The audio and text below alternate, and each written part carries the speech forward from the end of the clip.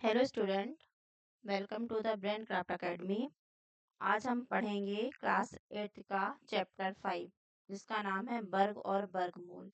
अब हम क्या करेंगे कि जो हिंदी मीडियम है उसके वीडियोस अलग रहेंगे और इंग्लिश मीडियम के अलग रहेंगे। तो आज हम पढ़ेंगे हिंदी मीडियम का अध्याय 5 वर्ग और वर्गमूल क्लास 8। ठीक है। अब ये चैप्टर स्टार्ट करने से पहले सबसे पहले हमें जानना होगा कि वर्ग क्या होते हैं। वर्ग क्या होते हैं? क्या होते हैं वर्ग? कोई भी संख्या है, किसी भी संख्या का, जैसे कि मान लो 1 है, ठीक है, 1 1 का हमें वर्ग निकालना है तो क्या होगा? कैसे निकालते हैं 1 का वर्ग? कैसे निकालेंगे? 1 इंटू 1 तो क्या आएगा? 1। ठीक है। जैसे 2 2 का वर्ग क्या होगा? 2 का स्क्वायर मतलब 2 का वर्ग निकालना है तो कैसे करेंगे? 2 गुणा 2 क्या होगा? 4। तो 2 का वर्ग क्या होगा? 4। तो कैसे निकालते हैं? वर्ग में जिस संख्या का हमें वर्ग निकालना है उसी संख्या में उसी संख्या का गुणा करेंगे तो निकलता है वर्ग। ठीक है। जैसे 3 3 का वर्ग क्या होता है? 9। ठीक है। 4 का वर्ग क्या होता है? 16। 5 का वर्ग होता है 25। 6 का वर्ग होता है 36। 7 का वर्ग होता है 49। ठीक है। 8 का वर्ग होता है 64। 9 का वर्ग होता है 81। 10 का वर्ग होता है 100। ठीक है। ऐसे हम कुछ और देखेंगे। जैसे 11 का वर्ग होता है 121। 12 का वर्ग होता है 144। 13 का वर्ग होता है 169 169। 14 का वर्ग होता है 196। 15 का वर्ग होता है 225। 16 का वर्ग होता है 256। 17 का वर्ग होता है 289। 18 का वर्ग होता है 324। 19 का वर्ग होता है 361 और 20 का वर्ग क्या होता है? 400। अब मैंने आपको ये स्क्वायर क्यों बताए हैं? आपको स्क्वायर याद होंगे, ठीक है, लेकिन मैंने स्क्वायर इसलिए बताए हैं कि आप देखिए, जैसे कि 1 का वर्ग होता है 1, ठीक है, 2 का वर्ग होता है 4, 3 का 9, 4 का 16। तो आप ये देखिए कि जैसे 1 का वर्ग किया तो लास्ट डिजिट क्या है? 1 है। 2 का किया तो 4 है। 11 में लास्ट डिजिट क्या है? 1। तो 11 का वर्ग किया तो इसकी भी वर्ग करने से जो लास्ट डिजिट आई वो क्या है? 1 है। 12 का क्या है लास्ट? जैसे 12 में 2 आता है लास्ट में, तो इसका स्क्वायर करेंगे तो इसमें 4 आता है। 2 का वर्ग करने में भी 4 आता है। ठीक है। जैसे इधर देखिए, 4 का वर्ग करेंगे तो 16 आया। अब 14, 14 में भी लास्ट में 4 है तो 14 का वर्ग करने में भी 196 मतलब लास्ट में 6 आया और यहाँ भी 6 आया। 5 का वर्ग करने में 25 लास्ट डिजिट क्या है? 5 है और यहाँ 15 का वर्ग करने पे 225 यहाँ भी 5 है। तो ये जो लास्ट डिजिट है इसे क्या बोलते हैं? इसे बोलते हैं यूनिट डिजिट। हिंदी में क्या बोलते हैं? इकाई का अंक। ठीक है। क्या बोलते हैं? ठीक है। तो जो ये लास्ट डिजिट होती है इसे हम बोलते हैं इकाई का अंक। ठीक है। तो मेरे कहने का मतलब ये है कि आप किसी भी संख्या का वर्ग करेंगे, जैसे कि 1 का वर्ग किया तो लास्ट डिजिट 1, यूनिट डिजिट इकाई का अंक 1 आया। 11 का वर्ग करने पे 121 मतलब यूनिट डिजिट 1 है। आप 21 का वर्ग करेंगे तो 21 का वर्ग होता है 441 यूनिट डिजिट 1। ठीक है। ये यूनिट डिजिट आपको समझ में आ गया होगा क्या है। अब ये चैप्टर स्टार्ट करने से पहले कुछ नियम हैं वो हमें ज्ञात करने होंगे, समझना होगा उन नियम को। उसी नियम के आधार पे आपका ये चैप्टर चलेगा। आपकी जो एक्सरसाइज है प्रश्नावली 5.1 है, आपने ये नियम याद कर लिए तो आपको वो चैप्टर आप एक्सरसाइज आसानी से सॉल्व कर सकते हैं। ठीक है। कि हमारा पहला नियम क्या है? नियम नंबर 1।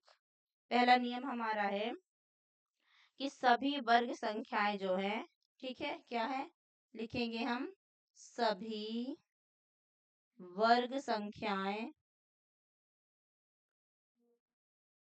सभी वर्ग संख्याएं जो है वो 0, 1, 4, 5, 6 या 9 पर समाप्त होती है। ठीक है। समाप्त होती है। ये है हमारा पहला नियम। अब इसे समझेंगे, ठीक है। जैसे कि देखिए, आप कोई सा भी किसी भी संख्या का वर्ग देखिए, वो या तो 0 पे खत्म होगा, या 1, या 4, या 5, 6 या 9, ठीक है। जैसे कि 1 का वर्ग 1 पे खत्म हुआ, 2 का 4 पे, 3 का 9 पे, ठीक है। तो ये किसी भी संख्या का आप वर्ग करेंगे, उसकी लास्ट डिजिट हमेशा यही नंबर होंगे। जैसे कि मैं आपको बताती हूँ एग्जाम्पल के लिए देखते हैं 23 का वर्ग। 23 का वर्ग कितना होता है? 529। ये क्या आया लास्ट में? 9। ये 9 है, ठीक है। 25 का वर्ग करेंगे, 25 का वर्ग क्या होता है? 625। लास्ट में क्या आया? 5। तो यहाँ क्या आया है? 5, ठीक है। तो कहने का मतलब ये है कि आप किसी भी नंबर का वर्ग करेंगे, वो हमेशा 0, मतलब उसके जो इकाई का अंक होगा वो हमेशा 0, 1, 4, 5, 6 या 9 होंगे। ये पहला नियम हो गया, ठीक है। अब दूसरा नियम क्या कहता है?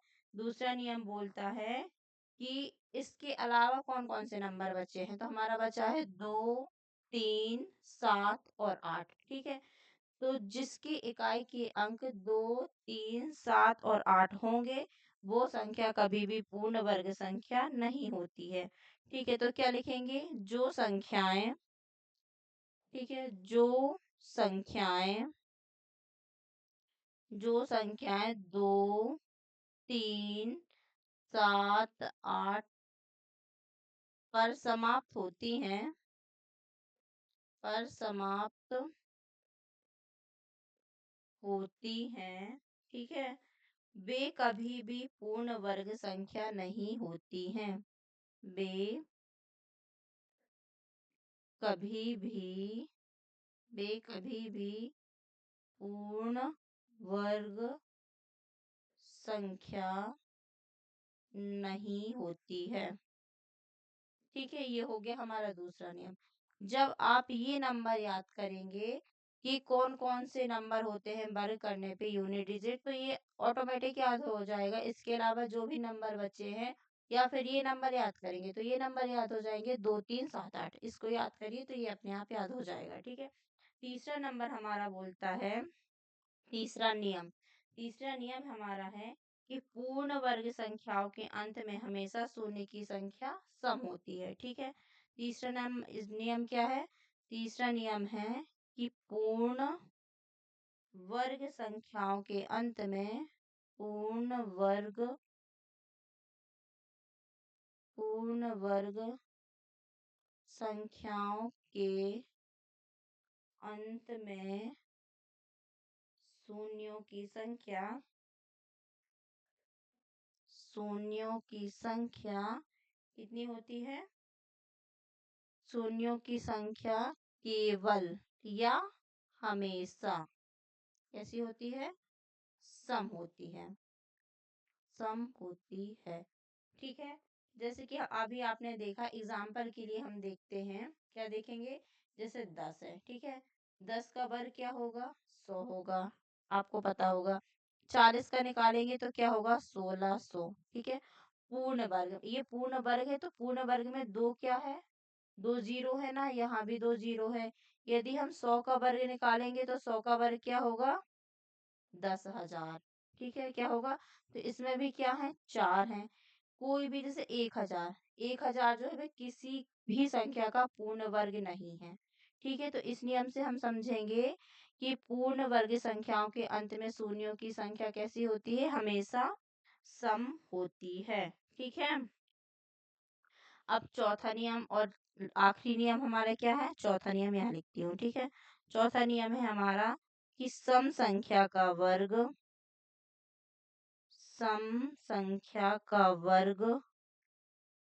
हमेशा सम तथा विषम संख्या का वर्ग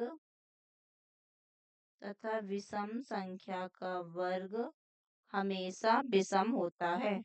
सम संख्या का वर्ग हमेशा सम तथा विषम संख्या का वर्ग हमेशा विषम होता है, ठीक है। ये हो गए हमारे चारों नियम। आपने ये चारों नियम आपको अच्छे से याद हो गए, आपको ये चारों नियम समझ में आ गए, तो आपकी 5 एक्सरसाइज या प्रश्नावली 5.1 सॉल्व करने में कोई भी दिक्कत नहीं होगी। ठीक है, अब चलते हैं हम एक्सरसाइज 5.1 में।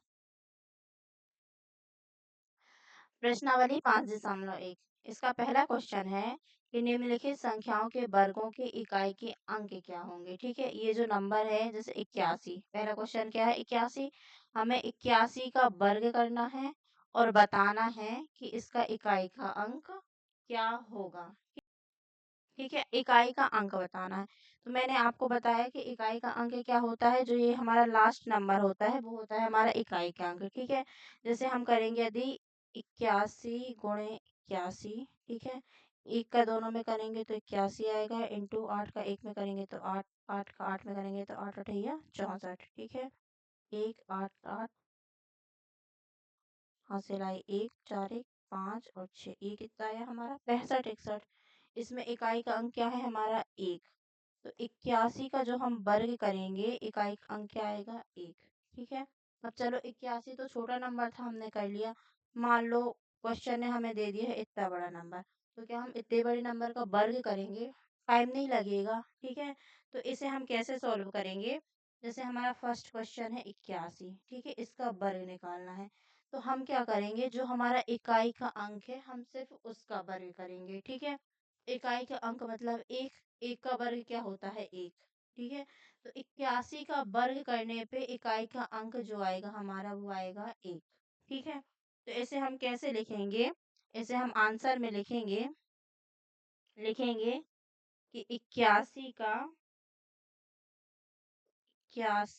का वर्ग, तो हम क्या लिखेंगे, लिखेंगे हम 81 के वर्ग का इकाई का अंक, इकाई का अंक क्या होगा एक होगा। ठीक है, हम ऐसे भी लिख सकते हैं कि 81 वर्ग किया इसका इकाई का अंक, इकाई का अंक बराबर एक, जो भी आपको तरीका सही लगे हम ऐसे लिख सकते हैं। एक ये है तरीका, सेकंड तरीका ये है। ठीक है, सेकंड क्वेश्चन क्या है हमारा, सेकंड क्वेश्चन है 272। ठीक है, अब क्या करेंगे 272 में इकाई का अंक निकालना है हमें, इसके वर्ग का इकाई का अंक, तो हम क्या करेंगे सिर्फ 2 का वर्ग निकालेंगे। 2 का वर्ग क्या होता है 4 होता है, तो हम इसके आंसर में लिखेंगे कि 272 के वर्ग का इकाई का अंक, इकाई का अंक यहाँ 272, 272 के वर्ग का इकाई का अंक क्या होगा 4, क्योंकि 2 का वर्ग क्या होता है 4। ठीक है, अब जैसे तीसरा क्वेश्चन है हमारा 799। ठीक है, 799, इसका आंसर लिखेंगे हम, क्या लिखेंगे 799 के वर्ग का इकाई का अंक लिख लेना आप यहाँ, क्या होगा 9 का वर्ग क्या होता है, 9 का वर्ग देखो ये रफ कार्य है। ठीक है, 9 का वर्ग क्या होता है 81। ठीक है, ये हम साइड में करते हैं, हमें पता है कि 9 का वर्ग होता है 81। तो हमें क्वेश्चन में सिर्फ इकाई का अंक बताना है, तो हम सिर्फ इकाई का अंक लिखेंगे, इकाई का अंक क्या है एक, तो हम लिखेंगे 799 के वर्ग का इकाई का अंक क्या होगा एक होगा।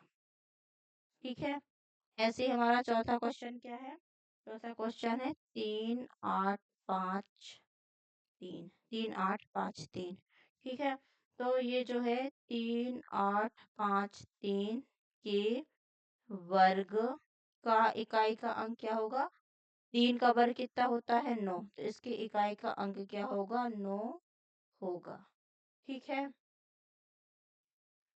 ठीक है, पांचवा क्वेश्चन है 1234, तो हम क्या लिखेंगे 1234 के इकाई का अंक। ठीक है, यहाँ मैं रफ कार्य कर दे रही हूँ। ठीक है, 4 का वर्ग कितना होता है 4 का वर्ग होता है 16, तो इसका इकाई का अंक क्या है 6, तो हम लिखेंगे 1234 की इकाई का अंक 6 होगा। ठीक है, जैसे ये है, अब इसमें करेंगे 2 6 3 8 7 के इकाई का अंक।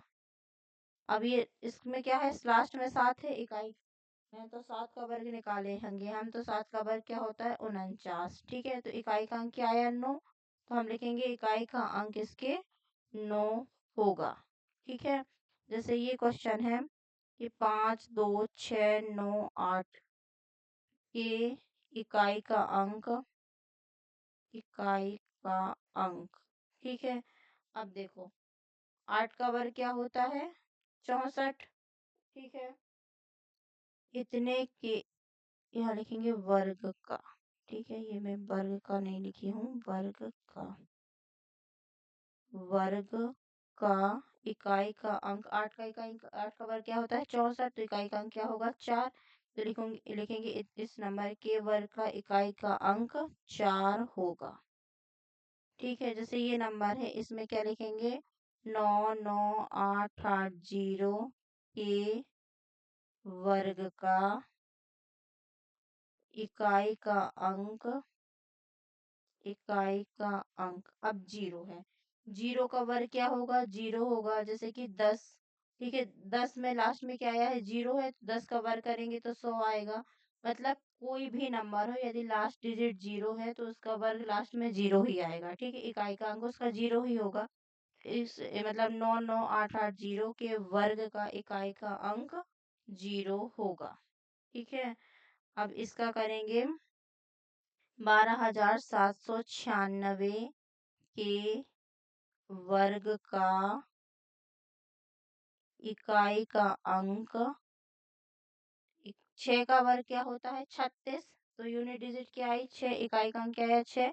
तो लिखेंगे इकाई का अंक 6 होगा। ठीक है, जैसे ये है, इसमें क्या लिखेंगे, 55,555 के वर्ग का, वर्ग का इकाई का अंक, इकाई का अंक कितना होगा, जैसे 5। 5 का वर्ग क्या होता है, 25। इकाई का अंक क्या है, 5। तो लिखेंगे कि इतने के वर्ग का इकाई का अंक क्या होगा, 5 होगा। ठीक है,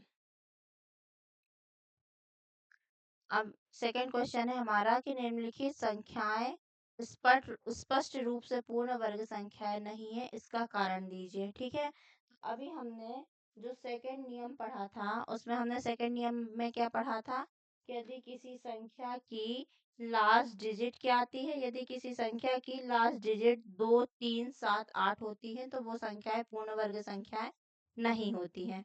ठीक है, अब चलते हैं हम सेकंड क्वेश्चन पे। तो हमारा पहला क्वेश्चन फर्स्ट है 1057। ठीक है, हमें क्या बताना है, बताना है कि ये जो संख्या है ये पूर्ण वर्ग नहीं है, लेकिन इसका कारण बताना है, क्यों बताना है। अभी जब मैंने आपको नियम बताए थे तो उसमें दूसरा नियम क्या बताया था कि यदि कोई भी संख्या है, ठीक है, उसके इकाई का अंक 2, 3, 7, 8 ये इकाई के अंक हैं, तो कोई भी वो नंबर संख्या जो है वो पूर्ण वर्ग संख्या नहीं होगी। तो हम क्या लिखेंगे, हम लिखेंगे उत्तर में या आंसर में क्या लिखेंगे, हम लिखेंगे कि 1057 एक एक एक पूर्ण वर्ग संख्या नहीं है, एक पूर्ण वर्ग संख्या नहीं है, क्योंकि क्योंकि इसके इकाई का अंक 7 है। ठीक है, नियम पढ़ा था ना कि यदि किसी भी संख्या का इकाई का अंक 2, 3, 7, 8 है तो वो पूर्ण वर्ग संख्या नहीं होगी। तो इसमें यही तो लिखना है कि ये जो संख्या है ये पूर्ण वर्ग संख्या नहीं है। क्यों नहीं है, क्योंकि इसके इकाई का अंक 7 है। ठीक है, अब अगला जो है इसमें हम लिखेंगे कि 23,453 एक पूर्ण संख्या नहीं है, संख्या पूर्ण वर्ग संख्या नहीं है, क्योंकि क्योंकि इसके इकाई का अंक इसके इकाई का अंक कितना है? 3 है। ठीक है, 3 है ना इस संख्या में। ठीक है, और तीसरा क्या करेंगे? इस नंबर में 8 भी आता है तो ये भी पूर्ण वर्ग संख्या नहीं होगी, तो लिखेंगे हम 7 9 2 8 एक पूर्ण वर्ग संख्या नहीं है, नहीं है, क्योंकि इसके इकाई का अंक 8 है। ठीक है, इसमें हम लिखेंगे एक पूर्ण वर्ग संख्या नहीं है,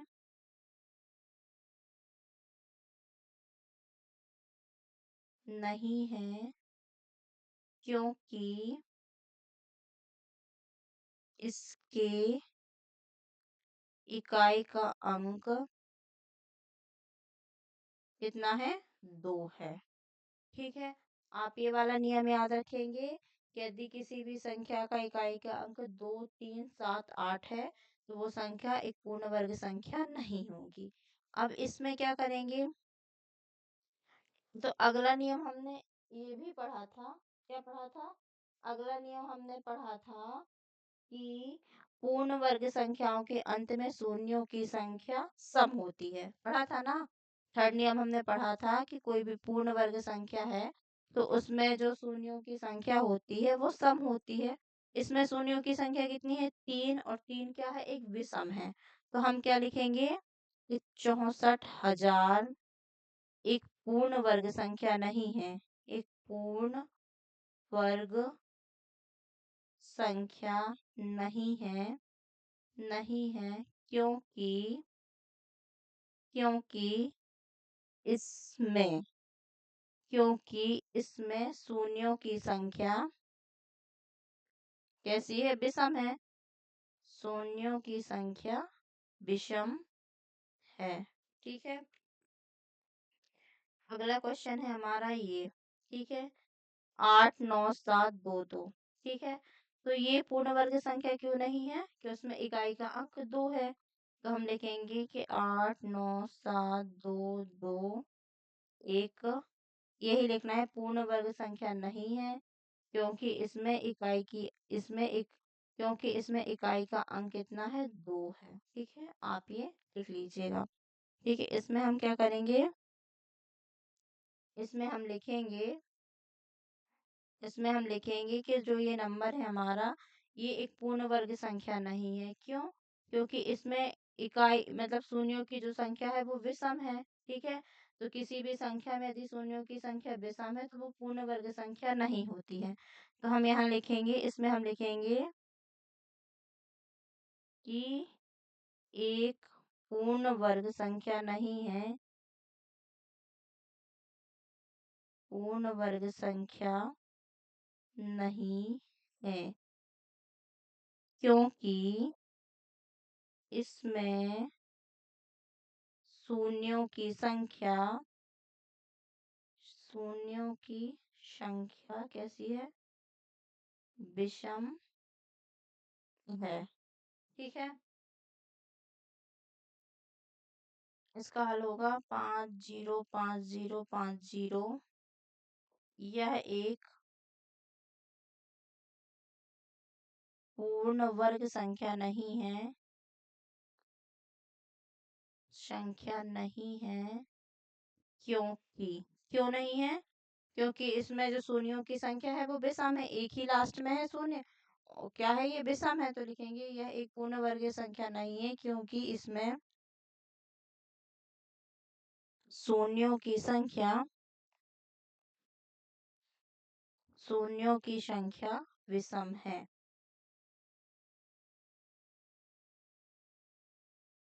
हमारा तीसरा क्वेश्चन है कि निम्नलिखित संख्याओं में से किस संख्या का वर्ग विषम संख्या है, ये बताना है। ठीक है,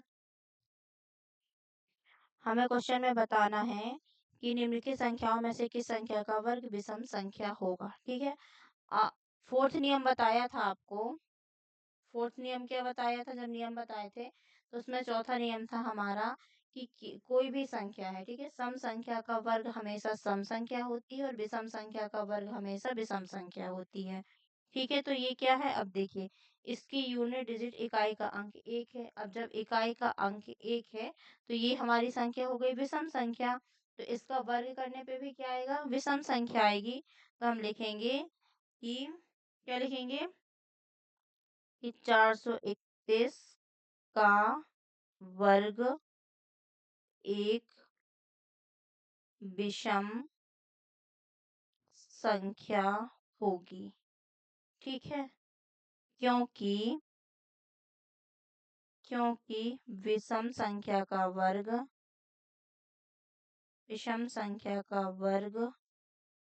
हमेशा विषम संख्या होती है, विषम संख्या होती है।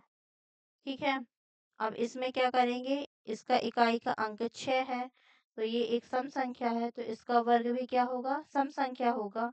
तो हम लिखेंगे 28 26 का वर्ग एक सम संख्या होगी। क्वेश्चन ने पूछा है कि हमें ये बताना है कि कौन कौन सी विषम संख्या है, तो ये सम संख्या है। ठीक है, थर्ड क्वेश्चन में क्या करेंगे, इसमें इकाई का अंक है 9।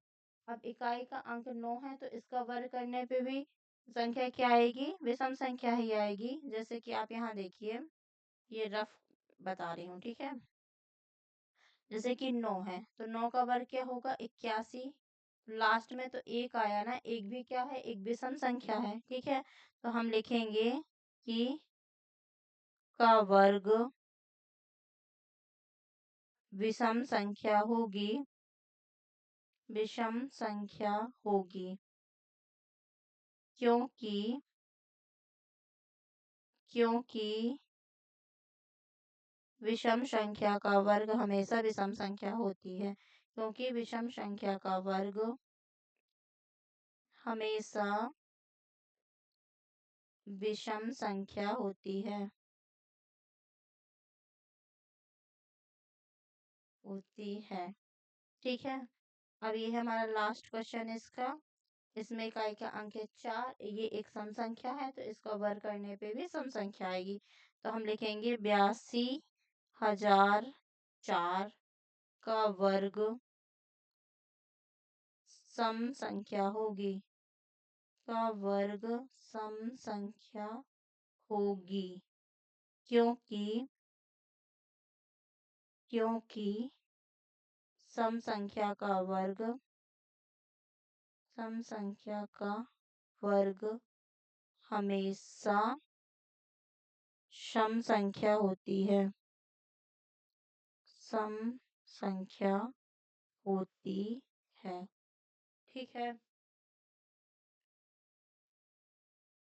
ठीक है, हमारा चौथा क्वेश्चन क्या है, ये दिया हुआ है, इसमें रिक्त स्थान भरने हैं। ठीक है, तो देखो 11 का वर्ग क्या होता है, 121, ये हमें पता है। ठीक है, अब क्या क्या है, 11। ठीक है, मतलब जो ये एक और एक है इसका वर्ग होता है 121। अब क्या क्या है, 11 के बीच में एक जीरो दिया है, तो इसका वर्ग क्या किया है इन्होंने, एक लिखा है, दो लिखा है, एक, मतलब 121 तो लिखा है, लेकिन चूंकि इन दो एक के बीच में उसने जीरो डाल दिया तो यहाँ भी सभी जगह एक एक जीरो लिख दिया। ठीक है, जैसे यहाँ देखिए ये क्या है, इसने क्या किया, ये 11, एक और एक, इसके बीच में दो जीरो लिखे हैं, तो एक दो एक, 121। ठीक है, और फिर बीच में दो जीरो कर दिए। ठीक है, ऐसे यहाँ क्या करेंगे, एक दो तीन चार जीरो है तो क्या करेंगे, 121 तो लिखा है, लेकिन बीच में क्या करेंगे, यहाँ चार जीरो है तो यहाँ भी हम कर देंगे एक दो तीन चार, एक दो तीन चार जीरो। ठीक है, अब जैसे इसमें देखते हैं, उसमें ये एक दो एक नहीं लिखा, वो मैंने लिख दिया है। ठीक है, अब यहाँ देखेंगे एक दो तीन चार पाँच छह जीरो है, तो हमारा फॉर्मेट क्या है कि हम लिखेंगे, एक लिखेंगे, फिर दो लिखेंगे, फिर एक लिखेंगे, और बीच में यहाँ जितने जीरो है उतने जीरो लिख देंगे। तो यहाँ कितने जीरो है, छह जीरो, तो यहाँ हम छह जीरो लिखेंगे, एक दो तीन चार पाँच छः, एक दो तीन चार पाँच छः। ठीक है, अब चलते हैं हम फिफ्थ क्वेश्चन में। देखिए 5th क्वेश्चन है, इसमें भी हमें क्या करना है, रिक्त स्थान भरना है। ठीक है, 11 मतलब जो 1 और 1, एक और एक कितने बार है, 2 है, इसका वर्ग किया तो क्या किया इसने, 1 से 2 तक गए और वापस 1 तक आए। ठीक है, अब जैसे कि यहाँ 101 का वर्ग किया तो इसमें भी क्या किया, 1 और 1 कितने बार है, 2 बार है, तो 1 से 2 तक गए और वापस 1 में आ गए। ठीक है, लेकिन यहाँ एक 0 है तो इन दोनों के बीच में भी एक एक 0 कर दिया। ठीक है, जैसे यहाँ देखिए यहाँ कितने एक है, 1 2 3 1 है, तो हम 1 2 3 तक गए। ठीक है, और फिर वापस 2 और 1 तक आ गए, 1 2 3 तक गए, वापस 1 तक आ गए। ठीक है, फिर क्या किया, बीच में 0 है तो यहाँ भी सभी जगह बीच में 0 लिख दिया। ठीक है, इसमें देखेंगे हम जैसे कि 1 2 3 4, 4 1 है तो हम 4 तक जाएंगे, जैसे 1 2 3 4, 4 तक गए, फिर वापस 1 तक आना है, तो 4 के बाद 3 2 ठीक है, 1 तक आए, अब बीच में 0 है तो इसके बीच में भी एक एक 0 लिख देंगे, एक एक 0। ठीक है, अब ये क्वेश्चन देखेंगे, इसमें क्या किया है, देखिए कहाँ तक गया है, ये 5 तक गया है, मतलब एक 5 तक जाने के बाद वापस 1 तक आया है और बीच में एक एक 0 है। इसका मतलब क्या है कि हमारे एक कितने होंगे, 5 होंगे, 1 2 3 4 5, ये हो गए हमारे एक। ठीक है, और बीच में कर देंगे 0, ये हो गया हमारा क्वेश्चन। ठीक है, हमारा 6 क्वेश्चन है, छठवां क्वेश्चन है, इसमें भी हमें क्या करना है, रिक्त स्थान भरने हैं। ठीक है, जो भी लुप्त संख्याएं हैं, जो संख्याएं दी नहीं हुई हैं, उनको हमें भरना है। ठीक है, तो अभी इसमें हमें सोचना पड़ेगा कि इन्होंने किस तरीके से सॉल्व किया है। ठीक है, तो देखिए यहाँ 1 का वर्ग है प्लस 2 का वर्ग प्लस 2 का वर्ग बराबर 3 का वर्ग। ठीक है, तो इसे हम सॉल्व करेंगे तो यही आएगा, 1 का वर्ग 1, 2 का वर्ग 4 और 2 का वर्ग 4, तो 4 4 8 और 1 9, तो 3 का वर्ग करने पे भी 9 आया। ठीक है, और यहाँ क्या किया है, 2 का वर्ग 3 का वर्ग 6 का वर्ग बराबर 7 का वर्ग। तो देखो क्या किया है इन्होंने, 1 का करेंगे गुणा 2 में, तो 1 गुणे 2 आएगा 2, तो 2 का वर्ग, इससे एक बड़ी संख्या होती है 3, तो 3 का वर्ग। ठीक है, जैसे 2 में 3 का गुणा करेंगे तो 2 तिहाई 6, तो ये हो गया 6 का वर्ग, और 6 से एक बड़ी संख्या 7, तो 7 का वर्ग। ठीक है, यहाँ करेंगे 3 चौको 12, 12 का वर्ग, और 12 से एक बड़ी संख्या 13, तो 13 का वर्ग। यहाँ क्या करेंगे, 4 पंचे क्या होता है 20, तो यहाँ आएगा 20 का वर्ग, 20 से एक बड़ी संख्या 21, तो 21 का वर्ग। ठीक है, अब हम करेंगे कि 5, 5 से एक बड़ा नंबर चाहिए 6, तो 5 का वर्ग, यहाँ आएगा 6 का वर्ग, फिर 5 का 30, तो ये हो गया 30 का वर्ग, इससे एक बड़ी संख्या 31 का वर्ग। ऐसे यहाँ हम क्या करेंगे, 6 7 42, ये हो जाएगा हमारे 42 का वर्ग, और 42 से एक बड़ी संख्या 43, ये हो जाएगा हमारे 43 का वर्ग। ठीक है, हमारा 7वां क्वेश्चन क्या है कि योग संक्रिया किए बिना योगफल ज्ञात कीजिए। मतलब कि हमें जोड़ना नहीं है और हमें बताना भी है कि इसका जोड़ टोटल कितना होगा। ठीक है, ठीक है, देखिए हमारे 7th क्वेश्चन करने से पहले हमें ये फॉर्मूला याद करना होगा कि प्रथम n प्राकृतिक संख्याओं का वर्ग क्या होता है, n स्क्वायर होता है। अब प्रथम n प्राकृतिक विषम संख्याओं का वर्ग, सॉरी, प्रथम n प्राकृतिक विषम संख्याओं का वर्ग n स्क्वायर होता है। ठीक है, तो हमारी विषम संख्या क्या होती है, जैसे 1 3 5 7। ठीक है, तो प्रथम जैसे कि प्रथम 1 3 और 5, ये हो गई हमारी 3 प्राकृतिक संख्याएं। ठीक है, विषम। ठीक है, 1 3 5, ये कितनी प्राकृतिक संख्याएं हमारे 3। ठीक है, 3 विषम संख्याएं हैं तो कितनी है, 1 2 3, तो इसका वर्ग 3 का वर्ग। ठीक है, तो ये होगा 9। कितनी संख्याएं हैं, 1 2 3, तो 3 का वर्ग करेंगे तो आएगा 9। ठीक है, और इसका टोटल करेंगे आप तो 5 3 8 और 1 9। ठीक है, एक और एग्जांपल देखते हैं, जैसे कि 1 3 5 और 7, ये कितनी प्राकृतिक संख्याएं हैं, 4, 1 2 3 4 प्राकृतिक संख्याएं हैं, तो हम करेंगे 4 का वर्ग, कितना होगा 16। अब इसको ऐड करके देखिए, 7 5 12, 13 14 15 और 1 16। ठीक है, तो ये हमारी देखिए फर्स्ट क्वेश्चन है 1 1 plus 1 plus 3 plus 5 plus 7 plus 9। ठीक है, तो ये हमारी कितनी विषम प्राकृतिक संख्याएं हैं 1 2 3 4 5।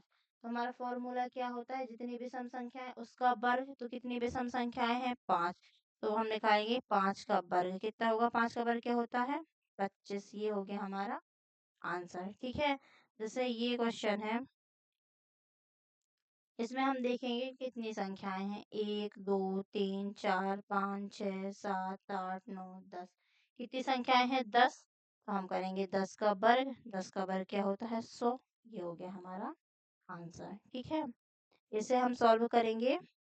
इसमें पहले तो चेक करना है कि विषम संख्याएं हैं। ठीक है, और विषम संख्याएं आप गिनते हैं हम कितनी विषम संख्याएं हैं 1 2 3 4 5 6 7 8 9 10 11 12। 12 विषम संख्याएं हैं, तो हम करेंगे 12 का वर्ग। 12 का वर्ग क्या होता है 144। तो जो इसका टोटल करने पे आएगा, जोड़ने पे आएगा, वो कितना आएगा 144। ये हो गया इसका आंसर। हमारा 8th क्वेश्चन क्या है, 8th का फर्स्ट है कि 49 को 7 विषम संख्याओं के योग के रूप में लिखिए। ठीक है, अभी जो हमने 7th क्वेश्चन किया है ना, 7वां क्वेश्चन, उसका उल्टा है ये। ठीक है, अभी हमें क्या किया था, हमें योग दिया हुआ था और हमें बताना था कि इसका योग कितना है। इसमें क्या है बताना है कि 7 विषम संख्या 49 है, उसको 7 विषम संख्याओं के योग के बराबर में लिखना है। तो हमें पता है कि जो 7 विषम संख्याएं का योग कितना होगा 7 का वर्ग। 7 का वर्ग मतलब 49।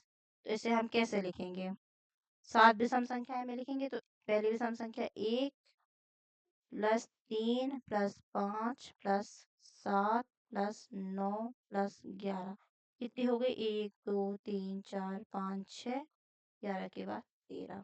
ये हो गई 7 विषम संख्या, इनका योग क्या है 49। ठीक है, अब अगला क्वेश्चन देखते हैं। इसमें क्या करना है, 121 को 11 विषम संख्याओं के योग के रूप में लिखना है। तो 11 विषम संख्याएं क्या है 1 plus 3 plus 5 plus 7 plus 9 plus 11 plus 13 15 plus 17 plus 19। कितनी हो गई 1 2 3 4 5 6 7 8 9 10 और 21। ये हो गई हमारी 11 विषम संख्या। इसका वर्ग क्या होता है, 11 विषम संख्याओं का वर्ग होगा 121। ठीक है, हमारा 9वां क्वेश्चन है कि निम्नलिखित संख्याओं के वर्ग के बीच में कितनी संख्याएं हैं, ये बताना है। ठीक है, तो हमें एक चीज, एक फॉर्मूला याद करना होगा कि n स्क्वायर और n प्लस 1 स्क्वायर के बीच कुल प्राकृतिक संख्या कितनी होती है 2n होती है। अब मैं इसे एग्जांपल के थ्रू समझाती हूँ। जैसे कि 2, ठीक है, 2 और 3 ये दो संख्याएं हैं। इन दोनों संख्याओं के वर्गों के बीच हमें बताना है कि कितनी संख्याएं हैं। ठीक है, तो 2 का वर्ग हम करेंगे कितना आएगा 4, 3 का वर्ग करेंगे 9। तो इन दोनों के बीच में कितनी संख्याएं हैं 5 6 7 8। कितनी संख्याएं हैं 4 संख्याएं हैं। तो ये क्या है 2 एन स्क्वायर हो गया। ठीक है, 2 क्या हो गया एन स्क्वायर, और 3 क्या होगा n प्लस 1। मतलब जो ये n है इससे एक बड़ी संख्या होगी ये। ठीक है, तो हमने क्या याद किया है कि n स्क्वायर और n प्लस 1 स्क्वायर के बीच कुल प्राकृतिक संख्या कितनी होती है 2n। कितनी होती है 2n। ठीक है, तो ये 2 लिखा और ये n क्या है 2, तो 2 कितनी हो गई 4। ये हमने सॉल्व किया है तभी तो 4 आई हैं। ठीक है, एक और एग्जांपल से मैं आपको समझाती हूँ। जैसे कि 3 और 4 के बीच देखते हैं हम। 3 का वर्ग कितना होता है 9 और 4 का वर्ग कितना होता है 16। ठीक है, तो इनके बीच में बताना है हमें कि कितनी संख्याएं हैं। कितनी है 9 के बाद आएगा 10 11 12 13 14 और 15। ठीक है, 1 2 3 4 5 6 संख्याएं हो गई। ठीक है, अब हम अपने फॉर्मूला से करते हैं। तो n स्क्वायर और n प्लस 1 स्क्वायर के बीच में कितनी होगी 2n। तो 2n क्या है हमारा 3। तो कितनी हो गई 6, 2 गुणे 3। यहाँ भी तो 6 आ रही थी, यहाँ भी 6 आ रही थी। ठीक है, ऐसे हम इसको करेंगे। हमें बता रहा है कि 12 और 13 जो है, मतलब 12 का वर्ग और 13 का वर्ग करने पे इनके बीच में कितनी संख्याएं आएंगी। तो कितनी संख्याएं आती हैं बताएंगे कितनी संख्या आती है 2n। ठीक है, 2 इंटू n क्या है यहाँ 12 तो 12 दूनी होता है 24, तो कितनी संख्याएं आएंगी? 24 होगा हमारा आंसर। ठीक है। अब अब जैसे कि यदि आप सोचो कि आप इसे बेसिक से सॉल्व कर लो, आप फिर यहाँ कैसे सॉल्व करोगे? आप यहाँ 99 का वर्ग करोगे, फिर 100 का वर्ग करोगे, फिर आप काउंट करोगे कि इसके बीच में कितनी संख्याएं हैं। ठीक है। अब जैसे आप 12 का करोगे, 13 का करोगे, फिर 24 संख्याएं हैं तो लिखनी पड़ेगी ना, तो टाइम लगेगा। तो इसे हम ऐसे करेंगे। ठीक है। अब हम 25 का वर्ग 25 और 26 के बीच में निकालेंगे तो कितना है? तुम्हें पता है फॉर्मूला क्या है? 2n। 2 × n क्या है हमारा? 25। ये कितनी संख्याएं होंगी हमारी? 50। ये हो गया आंसर। ठीक है। अब ऐसे इसे करेंगे, यहाँ भी आएगा 2n। 2 × n क्या है हमारा? 99। 99 का गुणा 2 में करेंगे तो आएगा 8। 18 1 19 क्या आएगा? 198 संख्याएं। 198 संख्याएं। आप बेसिक से करोगे तो कैसे पूरा लिखोगे, फिर काउंट करोगे कि 198 संख्याएं, काफी टाइम लगेगा। इसलिए हम इस फॉर्मूले से करेंगे। ठीक है। Thank you for watching. यदि आपको वीडियो अच्छी लगी हो तो आप चैनल सब्सक्राइब कर लीजिए और अपने दोस्तों के साथ भी वीडियो शेयर करिए।